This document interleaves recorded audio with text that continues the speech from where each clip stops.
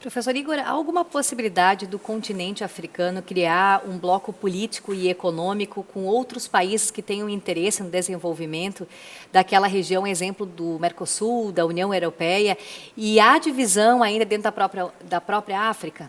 Olha, esses processos, eles não são novos, na realidade, né? O processo de integração africano, ele é um processo que nasceu com a independência africana, possivelmente antes da independência africana, inclusive. Então, a ideia de a África unida, a África integrada, era a ideia que passava pela cabeça do cara que agiu mais diretamente nesse processo, que foi o Kwame Nkrumah, que foi um dos grandes líderes do panafricanismo no momento da independência. Ele dizia procurar, primeiramente, o reino político. Era a ideia de que a independência dos países africanos envolvia a independência do continente africano dentro de um projeto comum, que naquela época era os Estados Unidos da África para ele. Depois acabou sendo a Organização da Unidade Africana, em 1963.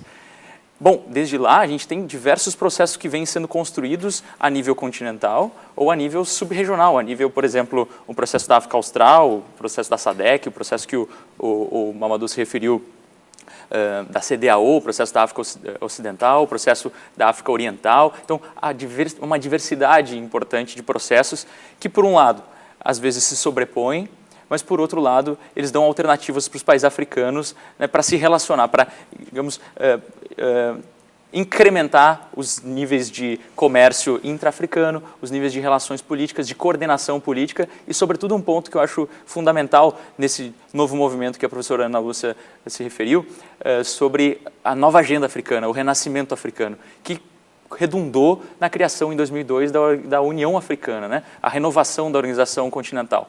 E essa União Africana ela tem dentro dos seus pilares, que é o pilar de desenvolvimento NEPAD, o pilar de segurança, do Conselho de Segurança da ONU, e da União Africana, e também tem um outro pilar que é fundamental, que é o pilar de parcerias estratégicas. O pilar de parcerias estratégicas da União Africana é o pilar que tenta pensar em uma organização comum, uma ideia comum de relacionamento da África com os países extra-regionais, né, com as potências extra-regionais.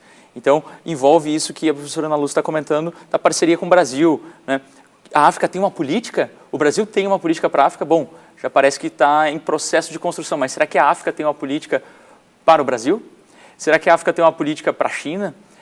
E esse processo de organização continental que está pensando isso, sobretudo. E existe uma autonomia que é criada, sobretudo, por potências regionais. As potências regionais são aquelas que lideram esse processo de integração. A gente viu em 2002 um processo que se concretizou numa aliança entre África do Sul, Nigéria, Argélia, Líbia, para criar essa organização, essa reformulação de organização continental. O problema é que são justamente essas potências regionais que são o principal alvo das potências extra-regionais que não gostariam que a África tivesse essa autonomia, tivesse essa política própria, né, essa política autônoma com as outras regiões.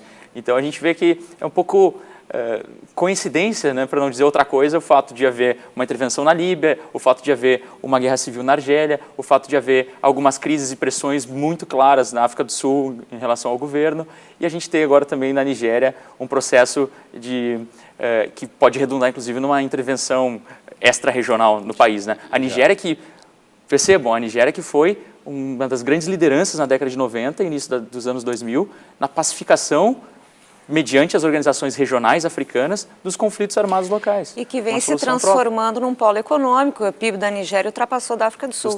Justamente. Então, como que esse país, né, é o foco desse conflito? Da onde surge esse conflito? O que financiam esses grupos? Né, quais são os financiadores? Quais são os links? Se a gente for traçar os links de financiamento desse grupo, que na década de 80 era apenas um grupo comum, um grupo de mobilização social, não era um grupo terrorista, hoje eles se tornam um grupo terrorista financiado com algumas redes muito treinados, por umas redes muito interessantes. Por exemplo, Al-Shabaab, que é um grupo terrorista somaliano, que também recebe investimentos do governo da Arábia Saudita, que é um dos principais aliados dos Estados Unidos no Oriente Médio. Então, que foi o governo que, na prática, começou a financiar esses grupos mais extremistas, políticos extremistas, como, por exemplo, na época da década de 50 e 60, a Irmandade Muçulmana no Egito. E esses grupos começaram a se espalhar, inclusive a Al-Qaeda surgiu na Arábia Saudita. Então, a gente fica pensando, é o principal aliado dos Estados Unidos no Oriente Médio. Então, onde é que vem esse interesse? Bom, isso tudo pode ser especulação, pode ser teoria da conspiração, mas é muito interessante como os Estados Unidos e algumas outras potências ocidentais têm uma política clara, né, de barrar aqueles líderes da autonomia, né, as potências regionais que estão buscando autonomia. Foi o caso do Egito, foi o caso do Iraque e agora parece que está sendo também o caso da Nigéria. Foi o caso da Líbia e agora está sendo Da a Líbia Nigéria. também. Da Líbia também. Quer ampliar o tema? Quer ampliar o assunto, saber um pouco mais? Vamos às dicas de livros e filmes dos nossos convidados de hoje. A primeira dica é A África e as Potências Emergentes, que é a dica do professor Igor. O que as pessoas encontram nesta obra?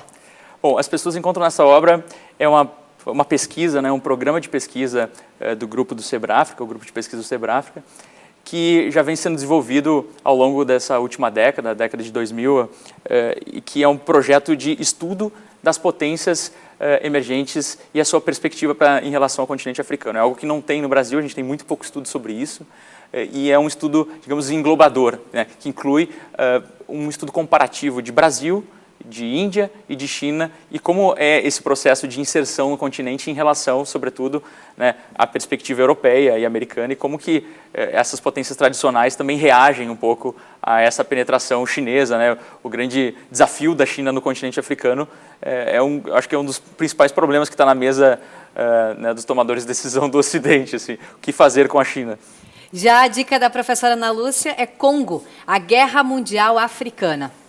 Bom, eu gostaria só rapidamente referir o nosso Centro Brasileiro de Estudos Africanos. É o centro de pesquisa no qual eu integro, o professor Mamadou, o professor Igor, e nós publicamos importantes trabalhos cujos temas africanos foram fruto de pesquisa. E esse é o trabalho do professor Igor, é um importante trabalho sobre o Congo, né, que também não há outra publicação brasileira sobre esse tema especificamente. Aqui trata dos conflitos armados, a construção do Estado e as alternativas para a paz. Já a dica do Mamadou é os países africanos, diversidade de um continente. Bom, eu acho que esse livro também é produzido pela Sebrafrica na mesma ótica de fazer com que os brasileiros, principalmente os professores, os alunos interessados no tema África, se iniciam de uma forma mais... tenham um material que é acessível, porque a gente sabe que há uma grande ausência de publicação em português, tem muita coisa em francês e em inglês.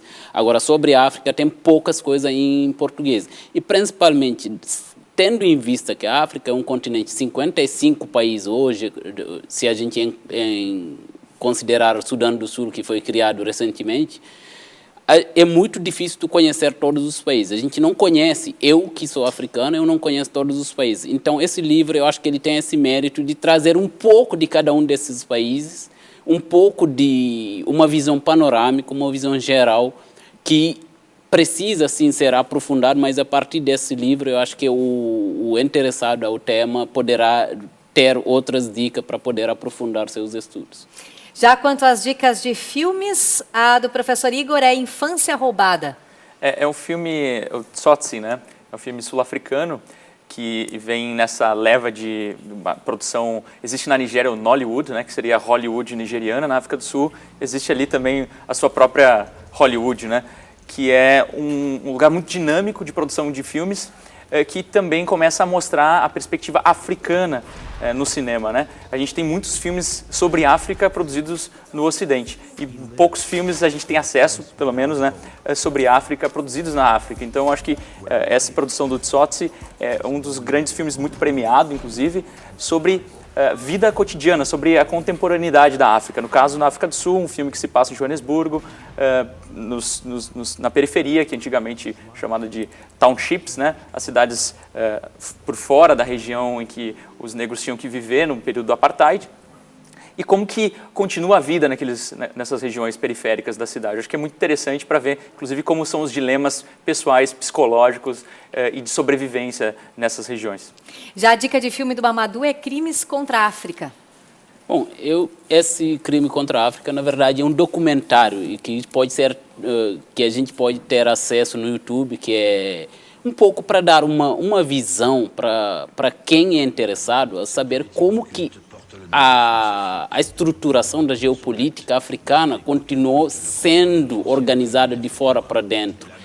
E isso é interessante quando a gente sabe qual é o peso da França dentro do continente africano. A gente fala dos golpes de Estado. Bom, tem outros livros que mostram que de 60 a 90, durante a Guerra Fria, teve mais de 80 golpes de Estado. Mas como que esses golpes acontecem? Por que acontecem? Quem que organiza? Quem que faz? Então, eu acho que esse documentário ele tem um mérito de mostrar um pouco uma meia-culpa dos que fizeram esse... Porque ele interviva, principalmente, os próprios atores que participaram na eleição de presidente, na eliminação de presidente, no envenenamento de líderes opositores ao sistema.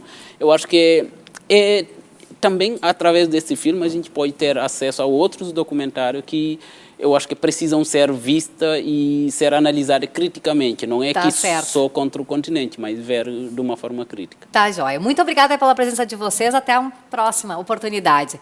E o programa Mobiliza de hoje vai ficando por aqui. Obrigada também pela sua audiência. Lembrando que o programa vai ao ar todas as terças-feiras às 11h30 da noite, com reprises aos sábados às 2h da tarde. Até a próxima edição. Espero você.